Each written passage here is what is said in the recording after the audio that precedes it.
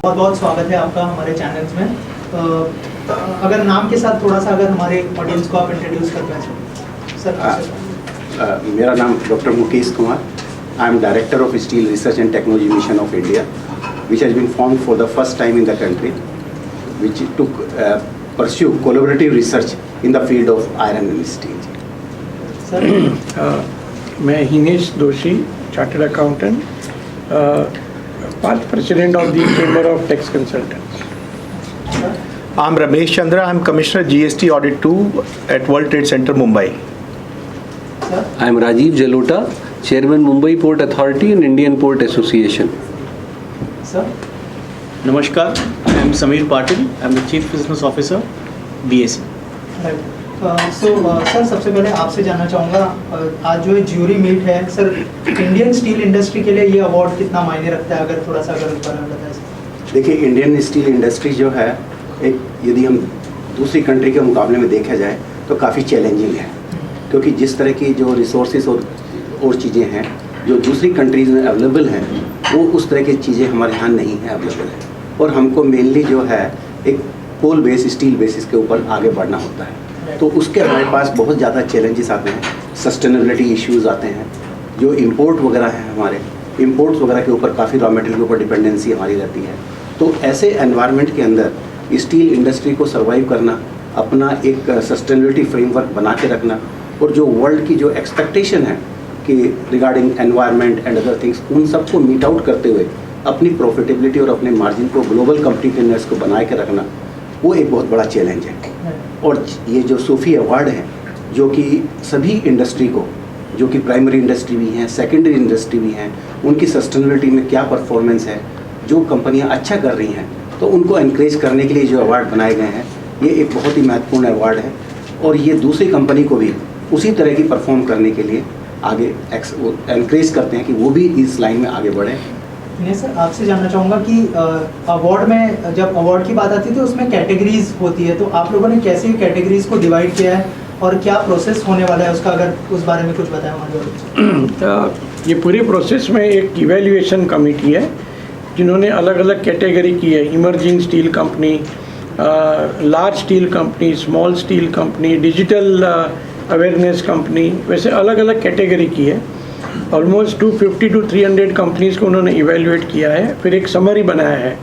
तो आज का जो मीटिंग है, वो जो समराइज कंपनी है उसको इवेल्युएट करना, उसमें से एक बेस्ट कंपनी चुनना, और accordingly all are very successful, very wise people here on the jury panel, they will select the best company in each of the category. That's the plan. Sir I am sure बहुत सारी companies होगी, बहुत सारे लोग होंगे चुनने के लिए, क्या क्या क्वालिटीज़ देखते हैं जो स्टील इंडस्ट्री में होनी चाहिए सर, अगर उस बारे में कुछ बताया। स्टील इंडस्ट्री एक बहुत बड़ा सेक्टर है, उसके अंदर स्मॉल, मीडियम, लार्ज एंटरप्राइजेस की बहुत बड़ी रेंज है, और उनकी कैपेसिटीज़, कैपेबिलिटीज़ बहुत डाइवर्जेंट है। तो सूफी का एक ऑब्जेक्टिव रहता है कि वो हर कैटेगरी की जो यूनिट है, जो मैन्युफैक्चरर है, जो ट्रेडर है, उसको उस तरीके से सिलेक्ट करें जो कि उसकी टर्नओवर, उसकी टाइप ऑफ प्रोडक्ट्स, उसकी इंपोर्ट, उसकी कंजम्पशन, उसका कस्टमर बेस और उसकी क्रेडिबिलिटी, उसके फाइनेंशियल्स और उसकी फाइनेंशियल इंटीग्रिटी, इन सभी, और उसकी पब्लिक परसेप्शन, इन सभी चीज़ों को मद्देनज़र रखते हुए हर एक की वेटेज होती है, और उसके बाद में एक कंपोजिट वे में एक स्केल के ऊपर उसको मेजर करें। तो अलग अलग क्वालिटीज़ होती हैं, वो होती है उसकी प्रोडक्ट क्वालिटी, उसकी फाइनेंस की क्वालिटी, और उसकी वैल्यू जो डिलीवर करती है वो कस्टमर को, ओवरऑल कस्टमर सेटिस्फेक्शन की क्वालिटी। राइट, आप सभी लोगों से जानना चाहूँगा कि सूफी के साथ जो आपकी रिलेशनशिप है उसको कैसे कहना चाहेंगे आप लोग, अगर उस बारे में कुछ बताएं, कैसी रिलेशनशिप रही है सूफी के साथ सर, अगर आप लोगों से स्टार्ट करें। सूफी के साथ मैं पहले साल से जुड़ा हुआ हूँ, जब ये steel users federation of India अस्तित्व में आया था और उन्होंने मेरे को अपनी अवार्ड की जूरी पे पहली बार लिया था। तो मेरा ओवरऑल ऑब्जर्वेशन ये है कि ये अवार्ड बहुत फेयर और ट्रांसपेरेंट वे में करे जाते हैं। इवैल्यूएशन काफ़ी अच्छे एक्सपर्ट्स के थ्रू होता है और इनके पैरामीटर्स मतलब पहले से बता के रखते हैं और जो कि पब्लिक डोमेन से सारा काफ़ी डेटा निकाला जाता है और कंपनियों का इवैल्यूएशन करके एक फेयर ट्रांसपेरेंट वे में फिर डेटा ज्यूरी के पास लाया जाता है और ज्यूरी फिर इवैल्यूएशन करते समय हमारे ऊपर किसी भी प्रकार का ऐसा नहीं रहता है कि किसी को हमें मदद करनी है। एक बिल्कुल ही हम न्यूट्रल मैनर में ज्यूरी बैठ के ये काम करते आए हैं अभी तक हर साल।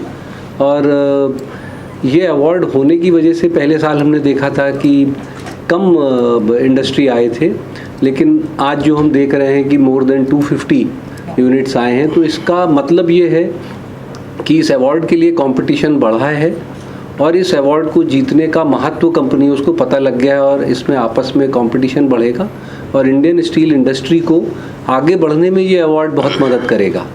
BSE एक 147 इयर्स ओल्ड संस्था है और एशिया का सबसे पुराना एक्सचेंज है। BSE ने 2018 में कमोडिटीज़ चालू किया, तभी सुफी के साथ में हमारा MOU हुआ था। हम अभी 147 इयर्स में 11 करोड़ इन्वेस्टर्स का हम लोग महत्व समझ रहे हैं और उनका जश्न मना रहे हैं। साथ ही साथ ये एक बहुत बड़ा प्लेटफॉर्म है। आज BSE का जो टेक्नोलॉजी है, जो वो वर्ल्ड्स फास्टेस्ट टेक्नोलॉजी है with a response time of 6 microseconds.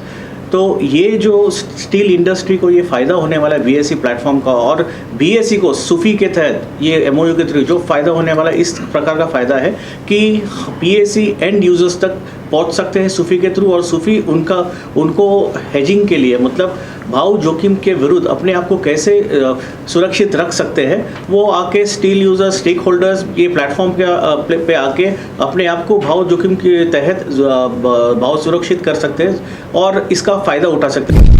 आप देख रहे हैं सक्षम न्यूज़ इंडिया, सबसे पहले सबसे तेज।